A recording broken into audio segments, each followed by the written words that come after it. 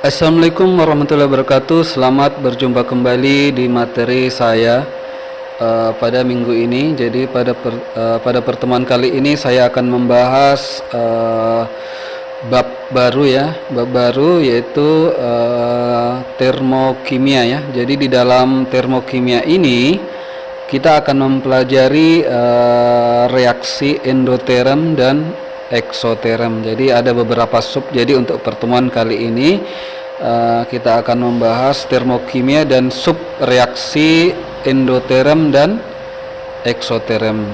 Jadi sebelum saya lanjut, silahkan klik subscribe ya, tanda subscribe-nya tolong diklik. Kemudian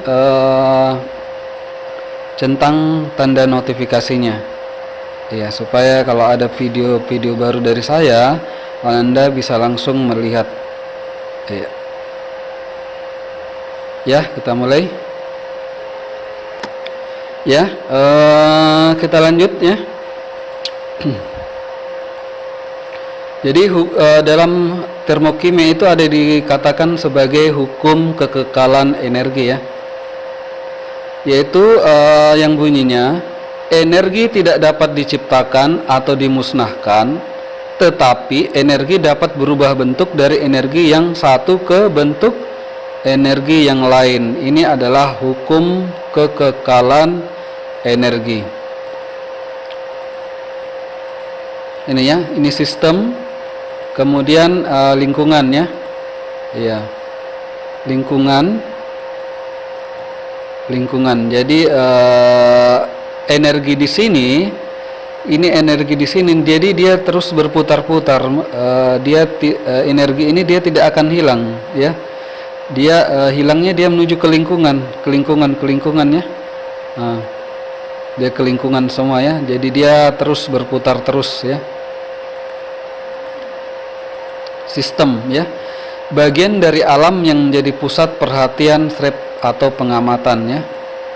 Lingkungan, bagian yang berada di luar sistem ya.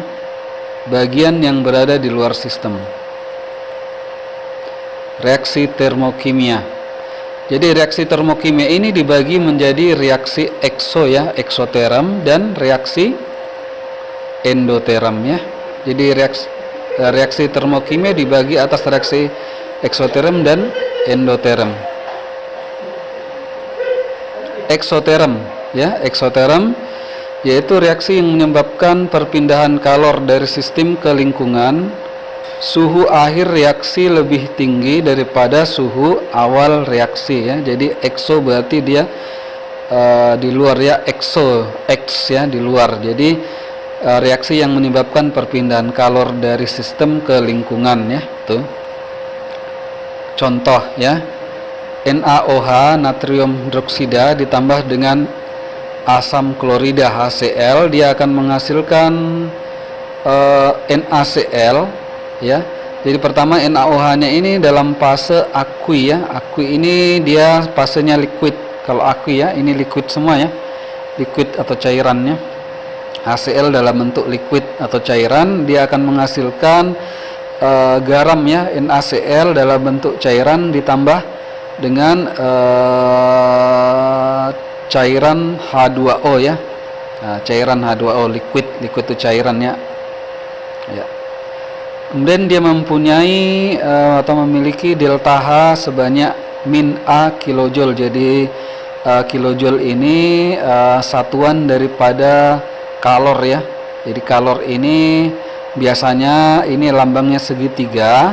Ini dibaca sebagai entalpi. Jadi Ananda kalau melihat ini ya, tanda segitiga ini sebut sebagai entalpi H ya. Entalpi H-nya sama dengan minus A kilojoule. Kilojoule ini adalah satuan dari kalor. Jadi kenapa dia minus? Ya, karena eksoterm ini adalah dia melepaskan panas ya. Eksoterm dia sifatnya sistemnya dia melepaskan panas. Berarti ada kalor yang terbuang.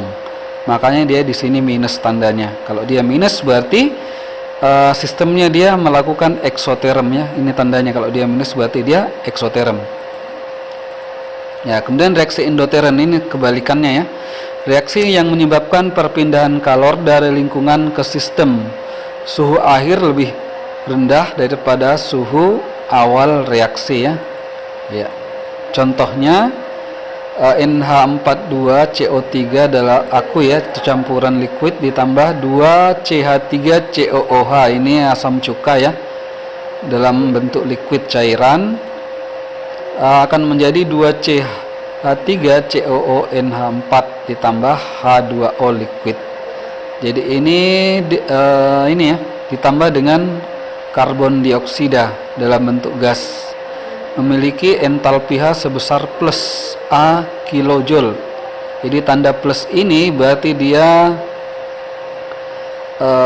reaksinya endo kalau plus ya. Iya, jadi dia reaksinya ini dia membutuhkan panas ya. Dia ini reaksinya membutuhkan panas atau membutuhkan kalor. Contoh lainnya misalkan kalian mendidihkan H2O, mendidihkan air ya. Mendidihkan air itu contoh reaksi daripada endoterm ya, mendidihkan air. Kemudian apabila contoh lainnya misalkan membakar kayu, membakar kertas, itu contoh daripada reaksi eksoterm karena dia melepaskan kalor panas ya. Nih. Macam-macam perubahan entalpi ya.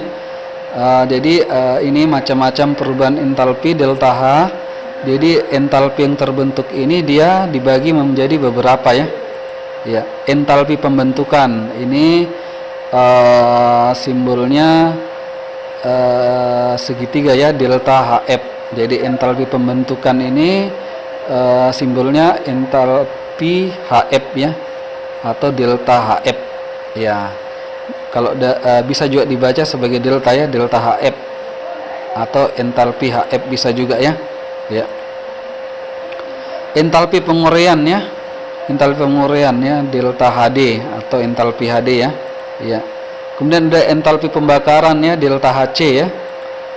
Kemudian ada entalpi pengatoman, delta HA, dan ya. Ya, jadi ada 4 ya, 4.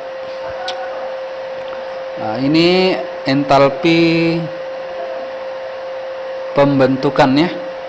Ya, jadi entalpi pembentukan simbolnya delta HF. Jadi yang mana dimaksud dengan entalpi pembentukan reaksinya ya, yaitu perubahan entalpi yang terjadi pada reaksi pembentukan satu mol suatu senyawa dari unsur-unsurnya pada suhu 25 derajat Celcius dan tekanan 1 atmosfer ya. Jadi ini suhu pada suhu standar ini 25 derajat Celcius dan tekanan standar ini 1 atm. Jadi ada pembentukan 1 mol ya. Contohnya ya. Nah, pembentukan NH, reaksi pembentukan NH3 ya, delta HF-nya dia minus 46 kJ. Berarti kalau dia minus, berarti dia sifatnya reaksinya exo ya, exo ya, exo. Ini dia 1/2 N2 ditambah 1/3/2 H2 menghasilkan NH3 ya. Jadi ini kenapa bisa begini ya? Ini ada koefisiennya, ini namanya koefisien reaksi ya. Ini di sebelum N ini ya, ada 1/2 kemudian ada 3/2 ya. Nah ini nanti saya ajarkan lebih lanjut ya. Kenapa ini? Karena ini koefisien. Jadi kalau koefisien ini kayak seperti begini, ini nanti akan dikalikan kedua ya. 1/2 kali 2 ini kan sama dengan 0,5 kali 2 sama dengan 1. N-nya 1, berarti di sini N-nya 1 juga ya.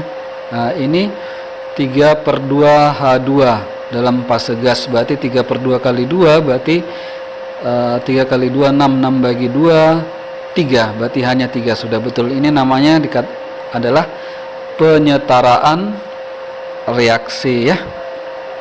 Iya, penyetaraan reaksi. Itu ya. Nah, ini 1/2 N2 ditambah 2H2 ini akan ditambah 1/2 Cl2, ini akan menghasilkan NH4Cl. SS ini adalah fase padat ya. Delta HF-nya min A kilojoule, berarti dia reaksinya exo juga ya. Ini ya. Jadi reaksi pembentukan NH4Cl Nah, ini dia termasuk entalpi pembentukan dia ya, kategorinya. Kemudian jenis reaksinya dia reaksi ekso ya, reaksi eksoteran ya. Itu untuk reaksi pembentukan. Jadi ini untuk jadi diambil kesimpulan untuk reaksi pembentukan ini dia simbolnya di sini, entalpi HF-nya dia pasti dia minus ya. Pasti dia minus. Ya, kemudian untuk perubahan entalpi delta HD ya, perubahan entalpi dalam kurung delta HD atau penguraian reaksi ya. Perubahan entalpi yang terjadi pada reaksi penguraian 1 mol suatu senyawa menjadi unsur-unsurnya pada suhu 25 derajat dan tekanan standar 1 atm ya. Ya, contohnya NH3 amonia ini akan diuraikan jadi gas N2 ditambah gas H2 ya. Jadi ini 1/2 kali 2 sama dengan 1. Ini 1 ya. H3 ini sama, ini kan 3/2 kali 2 berarti 3 kali 2 6 bagi 2 3 ya, sudah betul 3. Jadi untuk reaksi penguraian ini ada senyawa yang diuraikan. Kemudian delta HD-nya dia selalu plus ya. Kenapa plus? Berarti reaksinya dia kategorinya endo ya, endo. Berarti delta HD ini reaksi penguraian atau berarti dia sistemnya adalah endoterm. Ini contoh lainnya NaOH natrium dioksida ditambah ini akan diuraikan menjadi natrium dan oksigen. Natrium padatan ditambah dengan oksigen gas ya. Nih NaS sulfur padatannya, Na ini 1 di sini ya. O-nya berapa? 1/2 kali 2 sama dengan 1. O-nya 1, kemudian masih ada ya, ditambah H hidrogen ya. Dalam bentuk molekul dia selalu H2. Jadi 1/2 kali 2 sama dengan 1 juga ya. Penyetaran reaksinya sudah ya. Berarti delta HD-nya sama dengan plus A kilojoule per mol. Berarti dia juga endo ya.